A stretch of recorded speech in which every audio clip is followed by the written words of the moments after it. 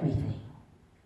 In fact, we can bet on every dollar that's in the house of treasury, and we still wouldn't find a soul who's reached a level of perfection. So if that thought is true, Mama Ann, then that means most of us, if not all of us, have problems and experience lack in one area or another. Bottom line is, Brigitte, everyone under the sound of my voice has areas of weakness, doubt, and uncertainty. But if we focus on our insufficiencies, Ashley, then we risk losing the opportunity to appreciate what we do have. That's because when some people encounter stressful situations, they often look to the outside for help to supply a need that they have convinced themselves, Tiana, that they lack. In fact, I'm inclined to believe the words of Dr. Dan Cheatham when he said, until lack becomes so despicable to you, and until you view lack as a wicked thing from the pits of hell, you will continue to tolerate it. He goes on to say, you must view lack the same way you view sin. Because lack will cause starvation. Lack will cause bankruptcy. Lack will bring about failures and stress. And lack will also rob you of your human dignity and your spiritual creativity.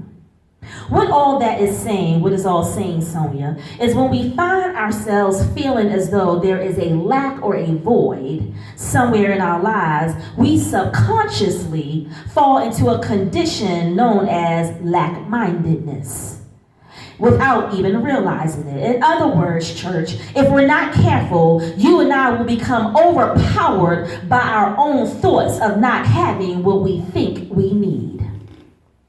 Because to be lack-minded means to live your life with constant fear that you don't have enough or will run out of what you're trying to hold on to. But we know the devil is a liar. Because as long as we have God, we have more than enough. But nonetheless, the feeling of lack is exactly where the woman in our text found herself. Lack made her worry and made her fearful. I'm not sure where the batteries are, but can you find them? Made her weary, David help her please, made her fearful that she doesn't have enough to survive. In fact, check the drawer in the children's room. In fact, the woman's husband in our text, her husband was in debt, and he died leaving them in debt to face the bill collectors that was coming after them, to face all of the bills that had to be paid. Listen, church, this is why, I'm going to tell you for real, I'm going to be transparent. This is why I am hesitant about co-signing anything for anybody. I know their heart in the right place. I know they're excited about that new car or that new used car. I know they're excited about that first apartment and their first house. I know they mean well when they say, if I get this loan, and I work these extra hours, I'll be able to pay it back. I know that it means that they mean well. But when life begins to throw some hard punches their way, it's you who's left with the bill collectors calling. Yes. So I don't care who it is. Don't come asking me to co-sign nothing. I'll lend you the money, but I ain't putting my name on a dotted line. And in the biblical days, if a person couldn't pay what was owed, their children could be taken as slaves to work off the debt. So the widow wasn't about to see her sons forced to pay what their deceased father owed. That's why, my brothers and sisters, we've got to pass on to our children the importance of paying bills and taking care of their financial responsibilities. One of the things that hurt my heart the most, Miss Lemmon, is a generation of people who don't know the value of sustainability. We have too many young people who learned from generations before them that it's okay to consistently pay bills late. That it's okay to consistently go right to the last day. That it's consistently okay to rob Peter in order to pay Paul. Well, I'm here to tell you absolutely not. We need to break that mindset that's held our family in bondage for years, leaving the next generation years later to try to figure out what they've got to do in order to get themselves out of financial struggles. Yes, the husband in our text passed away, but to pass away with no financial stability to help his family survive is just plain irresponsible. Well, preacher, what kind of financial stability? I ain't making papers like that. I don't got coins shooting out the bottom of my shoe. Well, in 2019, that financial stability, Mama Ann, is called life insurance. Now, I'm in my 40s. But I wish somebody would have told me in my 20s and 30s that that was the time I should have acquired my policy. Because you see, when you're in your 20s and 30s, you can pay as little as $10 a month and have $100,000 coverage. But because no one ever told me, Courtney, I'm now having to pay a higher amount just establishing it in my 40s. That means that we have to tell the generation behind us to automatically calculate this in their bills. Let it be a part of their regular monthly payments. Unfortunately for the woman and her sons, the husband did not leave them with any type of endowment to face the debt that he left behind. However, Miata, she remembered that her husband had been part of the school of prophets that was led by Elisha. In other words, her husband was connected to the church, and her husband built a friendship with the leadership of the church. So she went to him for help about her situation. Now, Ron, let me stop here parenthetically, because I just want to bring something to light here. Kim, you and I, we're church girls. We've been to church. We know about church policies. But what really just opened my eyes, Mama Ann, was when I actually worked for a church. Being behind the scene, I was in awe of the number of people, Miss Lemmon, that would reach out to the church and ask for money. Money to pay their rent. Money to pay their gas and electric bill. Money to pay this and to pay that. Now, I'm not saying there's anything wrong with it. It's all good and fine when you are a member of the church. It's all good and fine when you are a member who sows into the church. It's all good and fine when you are a member who's a part of the ministry of the church. When you've lent your gifts, your times, and your talents.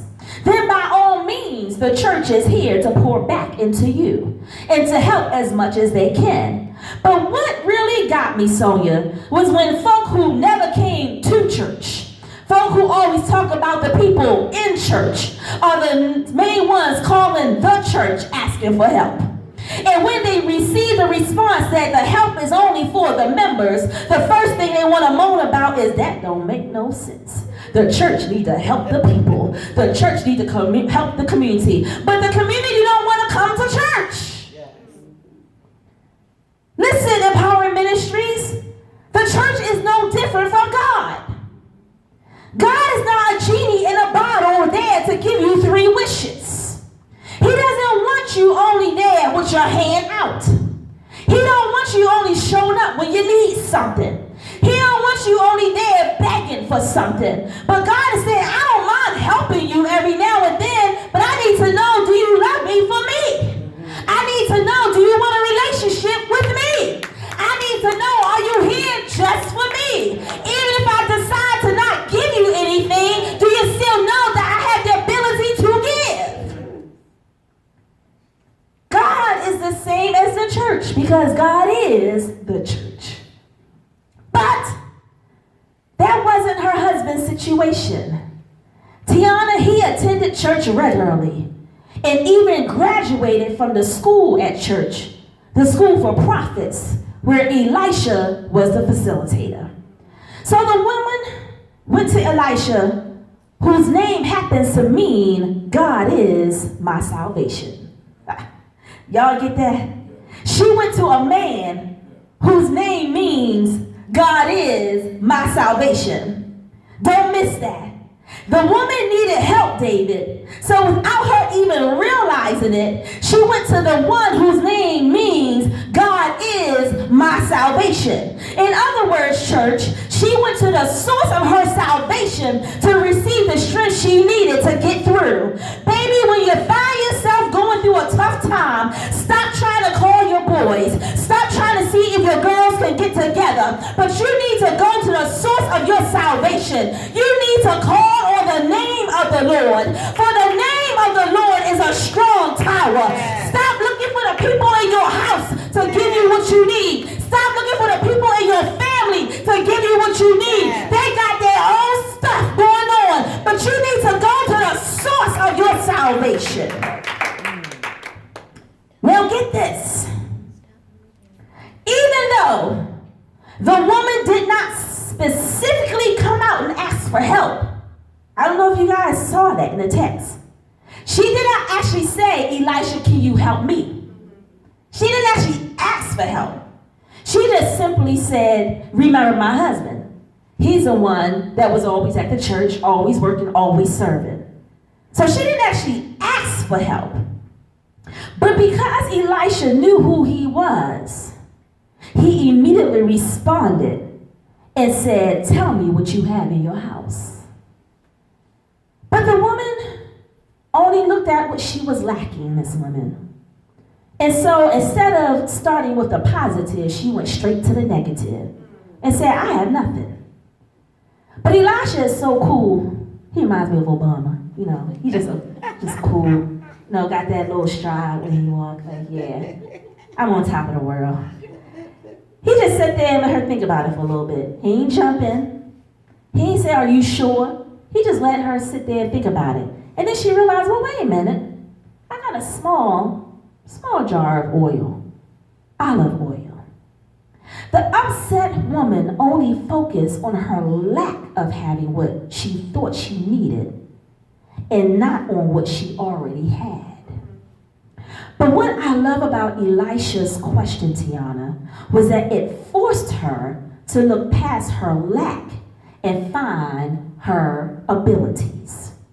He asked her, what was in your house? Now, there had to have been something, because if nothing was there, her sons would have already been taken a long time ago. Because remember, the scripture says that the bill collector was on his way to get the sons to pay the debt. And he was going to have them go into slavery. That's how debts were met back then, Courtney and Riley, that if the parents couldn't pay, y'all had to go work. Ain't that a hot mess? The parents created the bill, but if they couldn't pay, y'all had to go work it off. But that's how it was. So if she truly had nothing in the house, then her sons would have been taken a long time ago. But she overlooked the little she had and went straight to the negative. So it can't be that nothing is there. There's always something available that we're overlooking. Always something God is trying to show us that we're not seeing. Why?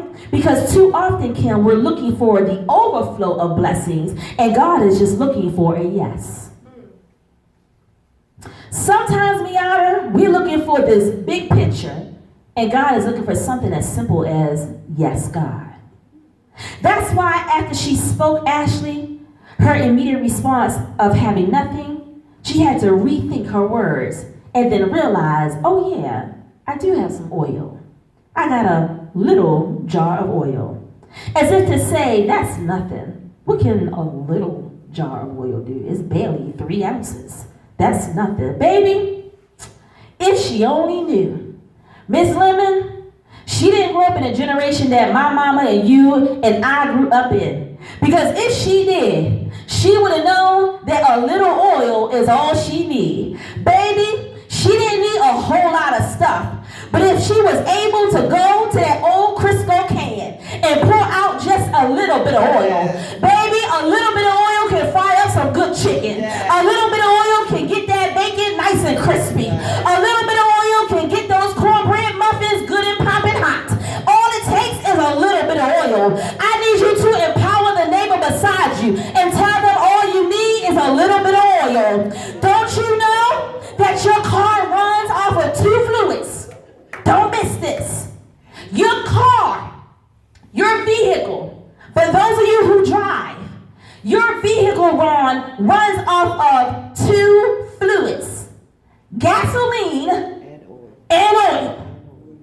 And guess what? Out of the 2, if you ever lift up your hood or take your car apart, do you know the gas tank is bigger than the oil tank? The oil tank is small. The gas tank is big, but you run out of gas all the time. You always have to put gas in your car at least every week. Baby, the oil is so good, you don't need more oil for another 3 months. She didn't realize that all you need is a little bit of oil. All it takes is a little bit of oil to keep moving. I need somebody to holler, I need some oil. A little bit of oil is all it takes. The woman had a little olive oil, and she didn't even realize that the little bit was more than enough. But here's another blessing she missed. Here's another one, Mama Ann. If she had oil, then she also had containers to put them in. Because the oil not going to just sit on the counter, because it'll overflow on the floor, and eventually it's get all sticky. So obviously she had something to put the oil in, which means she had something to sell to gain some income.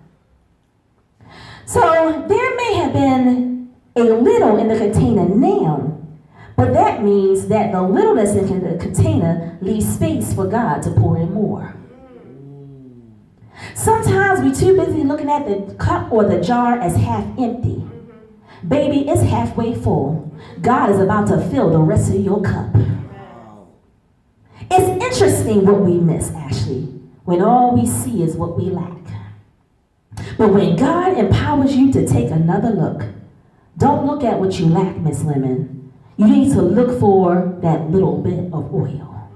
Because when you find the little bit, that's the beginning stages of your hope being restored.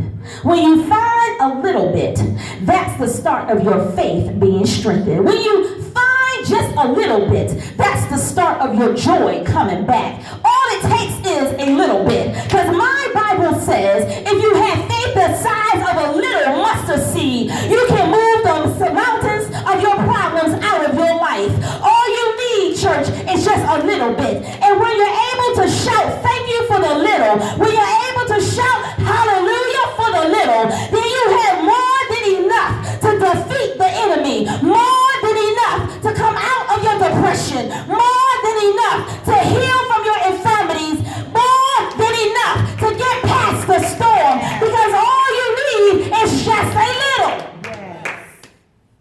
All it takes is a little.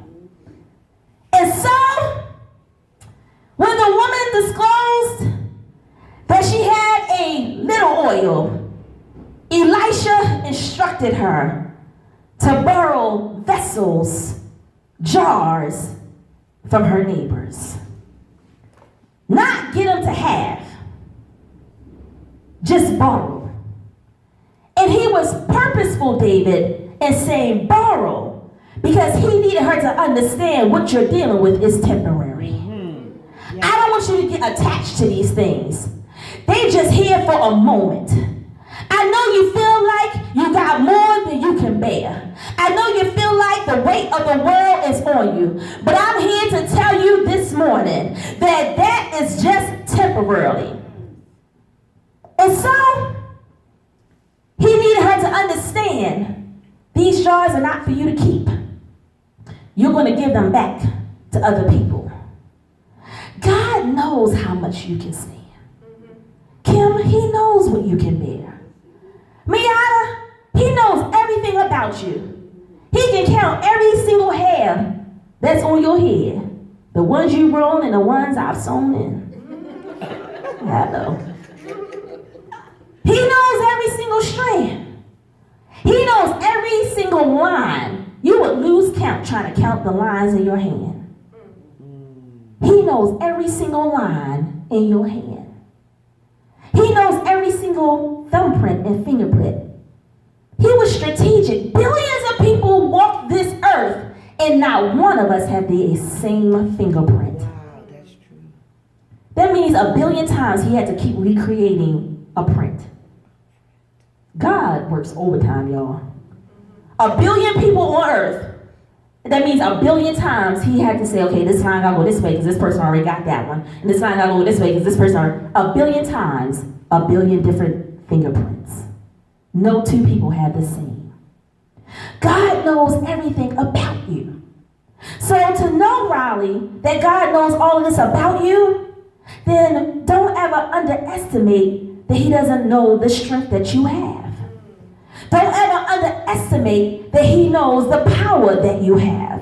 Don't ever doubt him that he knows what you can handle. God knows the capacity of your strength and the level of your power to sustain through any pressures that life brings you. But the word of God tells us that the Lord is my strength. He is my salvation. And then what I also love is that it also says this battle is not mine. So when you realize that the strength you have is not your own and that this fight belongs to God, then you can release yourself to celebrate that this situation I'm in right now, baby, is only temporary.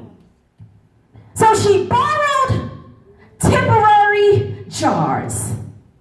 He wanted her to rise above her woe is me. Somebody say, woe is me. Y'all know how it is. Woe is me. My pinky hurt. Woe is me. Times are hard. Woe is me. I don't know if I'm going to make it. He needed her to get past her woe is me spirit and start acting like she's expecting for God to do something. I need somebody in here this morning to start acting like you expect God to do it. I expect God to touch my ickiness. I expect God to pull me out of this. I expect God to do it. Don't wait until you see it, but I dare you starting today before you leave this church that you're going to praise God and celebrate him right now because of what you expect him to do. I expect him to fix it before I get back home. I expect him to clean it up before I even get there. I expect God to move and when I don't even see how it's going to happen. God, I'm expecting my breakthrough. I'm expecting my healing.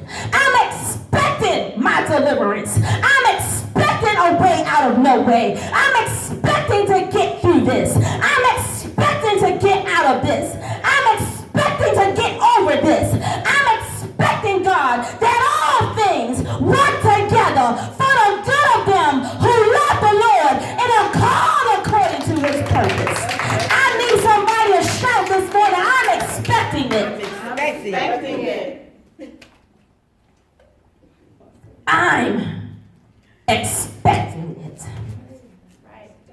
Can you imagine the response of the neighbors when the widow and her sons asked to borrow something that they knew she needed? They were surprised, I'm sure, Mama Ann, that she didn't come and say, do you have extra jars? They probably looked at her with the side eye Sonia like, oh, you just want to borrow? We know your situation. Your husband left you with nothing. You sure you just need to borrow it? Because we know you need it. Triss me out, Miata. People always think they know your story. Yes. But God is saying, just be still. And not only know he's God, but watch this, Brigitte. Be still and let him show others he's God by working through you. Let me tell you something. If we just avoid the woe is me mentality and face difficult times with an expectation that God is going to intervene, then understand at the end of it all, God's going to get the glory. The people around you will have an increase of faith. And you will get to celebrate and rejoice that the Lord is good and his mercy endures forever. After her and her sons collected all they could, David and Elisha told her to go inside and get this, shut the door behind you. Now I have to ask, why shut the door? You know, this is a celebratory thing. The neighbors let me borrow the jars, so what I'm doing inside is no secret. What was the purpose of shutting the doors, Ashley? She wasn't shutting the doors because she was hiding something from the people. But sometimes, Tiana, God will tell you to shut the door because the shut door is keeping people out. What kind of people? It's keeping out the naysayers. It's keeping out the doubters. It's separating you from those who will try to block your blessing. You know, the ones who try to stifle your spiritual growth. In fact, when Jesus raised Jairus' daughter back in Matthew, he first closed the door behind him because he said he did not want any distractions from the people out there who are skeptical. Because when God is moving, you don't need folk to start talking mess in your ear about why you doing that, why you going down to that church, why you serving like that, why you keep giving, why this, why that. Well, the next time they ask you why, you need to look at them and say, why not? Because if not, the only other alternative is to end up like you. Skeptical, complaining, and nowhere. So even though the widow found a lot of support from the neighbors because they loaned her the jars, their assignment, Miata, for her was over. The rest of the woman's journey was between her and God. My brothers and my sisters, not everybody is allowed to go with you the entire journey. Some folk God only placed in your life so that you can borrow a little faith to help you increase yours. She was borrowing some jars to increase her faith. But that doesn't mean it was meant for them to go with her. Not to mention the fact that the bill collector was coming. Remember, that was in the text. The bill collector is coming. So she had to shut the door. Because if she didn't, he would have bust up in there and took her sons. And whatever little oil she had. She couldn't avoid him. There was no caller ID, David. She couldn't scream and say, oh, I ain't answered that one. Even before caller ID, there was no phone, Kim. You know back in the day, when there was no caller ID, you just answered. And you go, hello? Hello, may I speak to Monique, please? Oh, I'm sorry, she's not here. No. We quick with that, she's not here. And then we get so polite, would you like me to leave a message for her?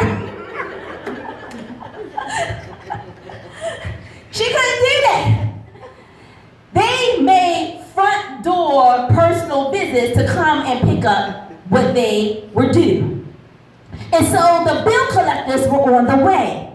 And Elisha understood the sensitivity, Ron, of what God was doing. So he told her, shut the door.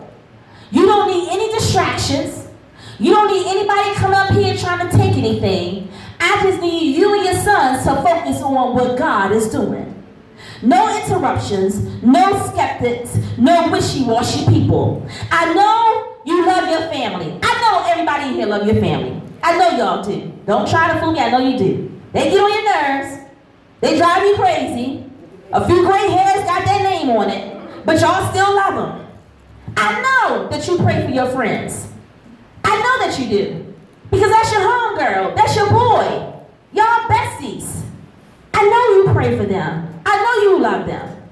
But sometimes even those closest to us got to stay on the other side of the door.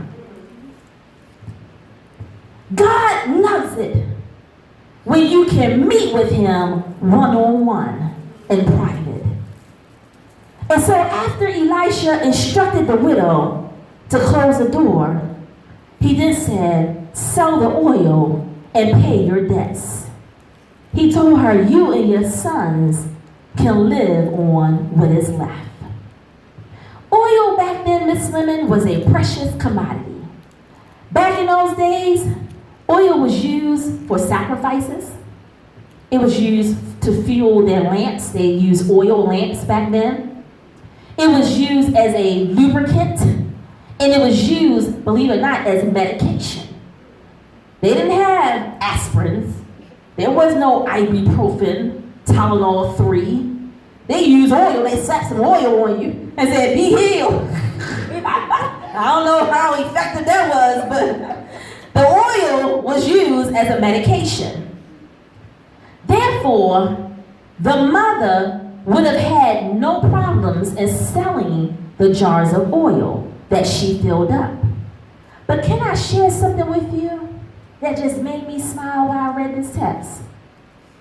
Kim, remember she told Elisha she only has a little bit of oil, right? Y'all remember hearing that? Yeah. Riley, she had a little jar of oil.